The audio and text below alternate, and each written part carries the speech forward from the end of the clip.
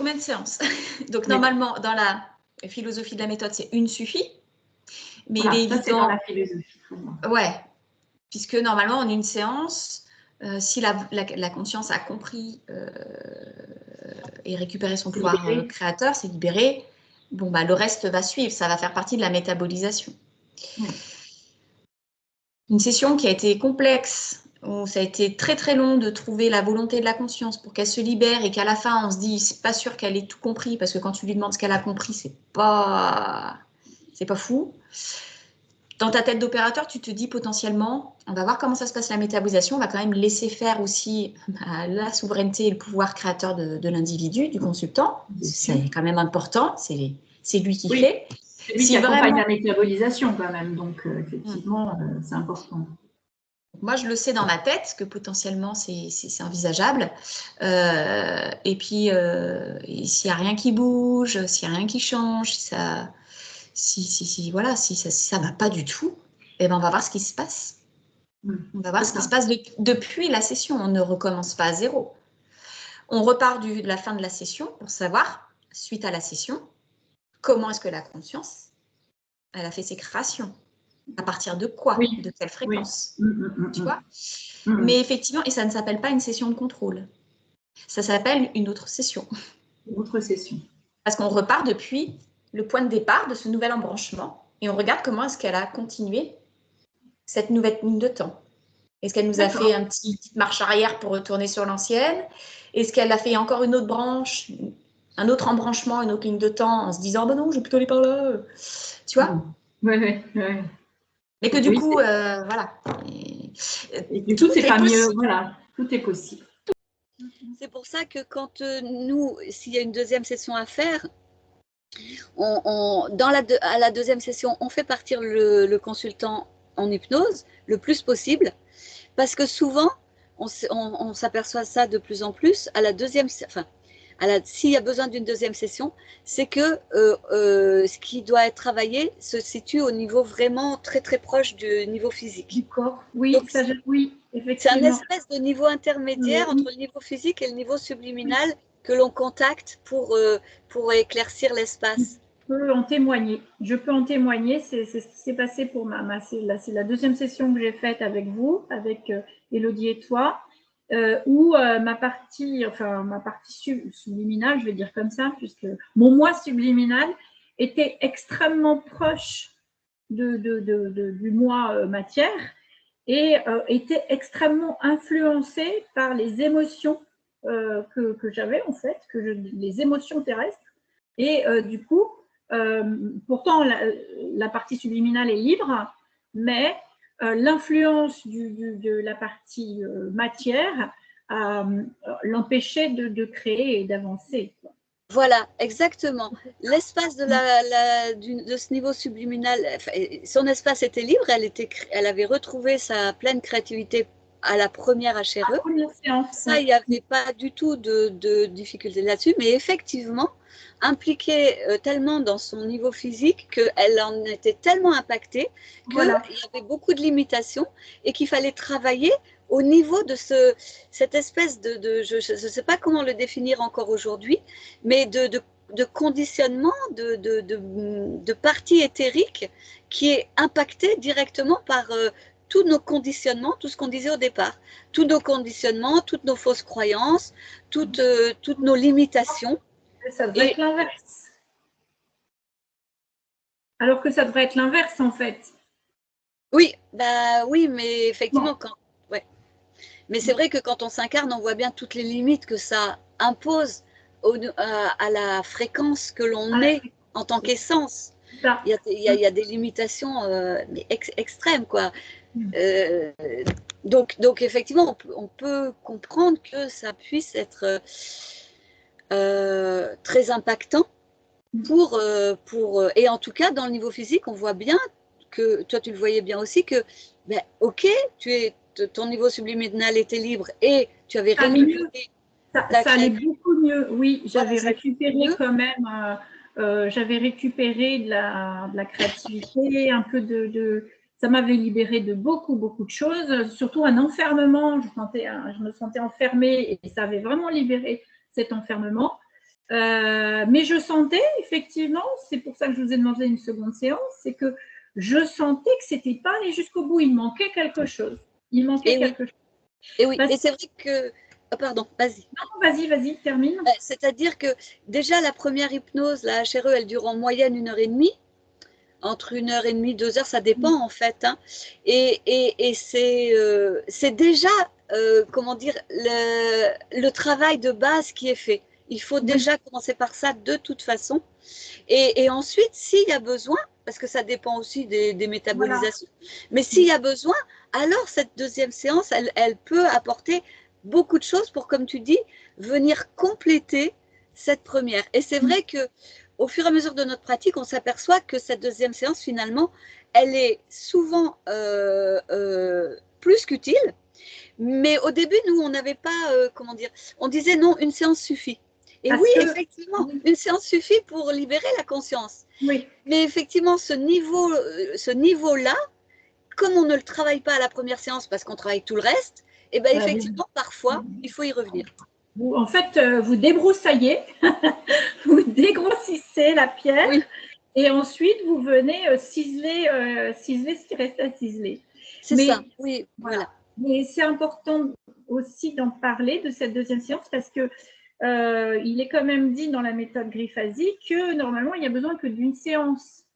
Une fois que c'est fait, c'est fait. C'est ça. Et c'est juste. C'est juste parce qu'une fois que la conscience est libérée, elle est libérée. Une fois que le niveau subliminal il a récupéré sa pleine souveraineté, surtout le spectre, c'est libéré. Donc ça, en une séance, effectivement. Mais par contre, tout ce qui est des conditionnements dans la matière, tout ce qui est des problématiques émotionnelles, tout ce qui est de ce qu'on récupère aussi du transgénérationnel, ça, voilà, il faut une séance pleine et entière aussi pour le travailler. Pendant la métabolisation, on a une responsabilité très très forte, c'est qu'on est acteur de ce qui va se passer dans notre vie. C'est-à-dire que si on se dit, ok, j'ai fait ma HRE, ça règle tout, et maintenant j'attends de voir ce qui arrive, on risque d'être déçu. Parce que si ce n'est pas très flagrant, comme c'est le cas pour beaucoup de personnes, ça veut dire qu'il y a un travail que l'on doit réaliser de notre côté aussi, une part du travail que l'on doit faire. Et donc ça, eh bien, il y a plein de méthodes, de choses que l'on peut faire. Quand on a fait sa première HRE, quand on a fait sa deuxième session, et si effectivement ça ne va pas assez vite, ou bien si ce n'est pas, comment dire, suffisamment satisfaisant, voilà exactement, il y a moyen bien sûr de travailler avec des outils matière, donc, et de notre dimension terrestre.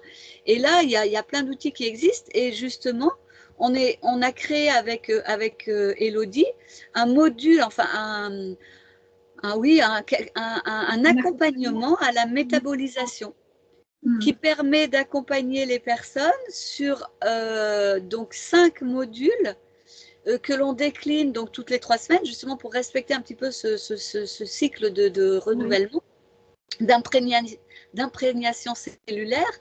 Et en fait, ces 5 modules se déroulent de façon logique pour partir du point où en sont les personnes aujourd'hui, bloquées, entravées, ou c'est difficile, et pour les amener au bout du 5e module à réaliser la création dans la matière qu'elle souhaite.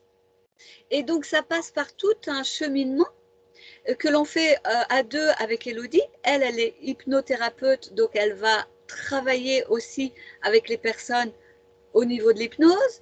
Il y a beaucoup de travail qui est fait sur tout ce qui est centrage, alignement, compréhension que pour créer dans la matière, il faut déjà avoir un état d'être. Oui, voilà, un état d'être et de fonctionnement. Donc, ces modules sont faits pour amener les gens, donc déjà à obtenir cet alignement, ce centrage pour pouvoir créer dans la matière la vie qu'ils veulent, qu'ils méritent, qui leur correspondent. Et la deuxième chose, c'est se débarrasser de tous les conditionnements, fausses croyances, tout ce qui est porté et qui ne nous appartient pas. Donc, il y a ces deux aspects qui vont être travaillés pendant cet accompagnement, pendant ces 5 modules. Ouais, c'est intéressant que tu en parles. C'est vrai qu'on serait venu en parler en fin de session, mais c'est bien c'est bien de le raccrocher à la métabolisation parce que c'est vraiment un travail. Cet accompagnement va permettre une meilleure métabolisation, de ne pas se retrouver seul devant cette métabolisation, en fait. C'est ça.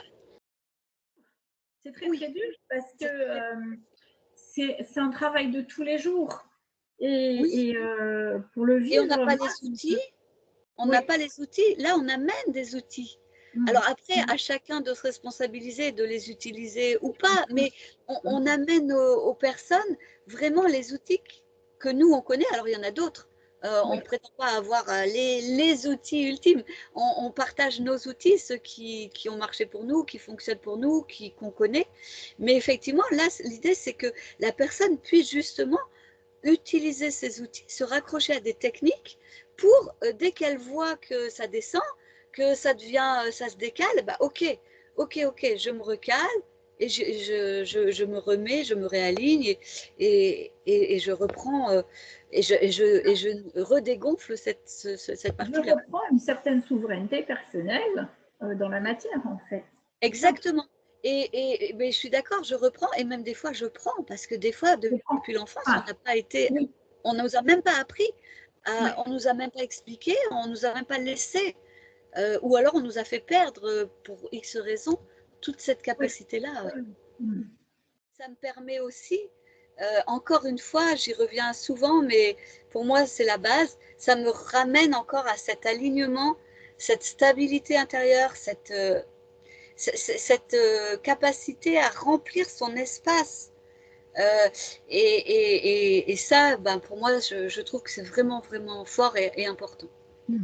Et ça, parce que vous apprenez à faire, vous apprenez dans la formation, l'accompagnement que vous faites après les HRE, vous allez apprendre à faire ça, à se recentrer, C'est ça. Parce que le plus dur, et toujours pour moi, du coup, c'est d'aller justement se réaligner avec sa conscience et créer.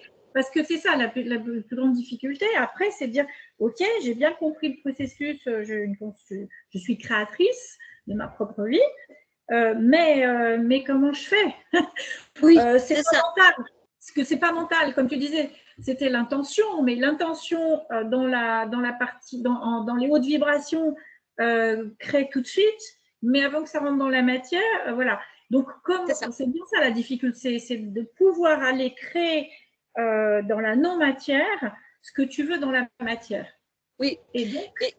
Et donc, bah, pour pouvoir créer, alors aujourd'hui, à l'époque où on est, parce que c'était pas comme ça, je suis sûre, il y a 200 ans, et ce sera pas comme ça dans 20 ans, ce sera beaucoup plus facile dans 10 ou 20 ans, mais aujourd'hui, pour pouvoir créer dans la matière, il faut avoir un taux vibratoire, je pense, hein, c'est comme ça que je le vois aujourd'hui, qui le permettent. Et donc, c'est ces outils-là que l'on va enseigner. Et tu as mis le doigt, tu as dit un mot important, tu as dit comment je fais. Oui. Et c'est pas comment je veux, c'est vraiment ça, c'est comment je fais. Ça veut dire que notre responsabilité à notre niveau, c'est de faire. C'est pas juste de le penser, c'est pas juste de le rêver, c'est pas juste de l'imaginer, c'est de le faire dans la matière. Donc c'est-à-dire, qu'est-ce que je fais chaque jour pour ça? Donc, ça passe par une discipline personnelle d'action. Et des vraies actions. C'est-à-dire que, eh ben, il y a des exercices physiques. Alors, c'est pas du sport, hein, c'est pas des choses, mais il y a à revenir dans son corps parce qu'on est beaucoup dans le mental. Ah oui, énormément. Énormément dans le mental. Et en fait, tout passe d'abord par la descente à l'intérieur de soi.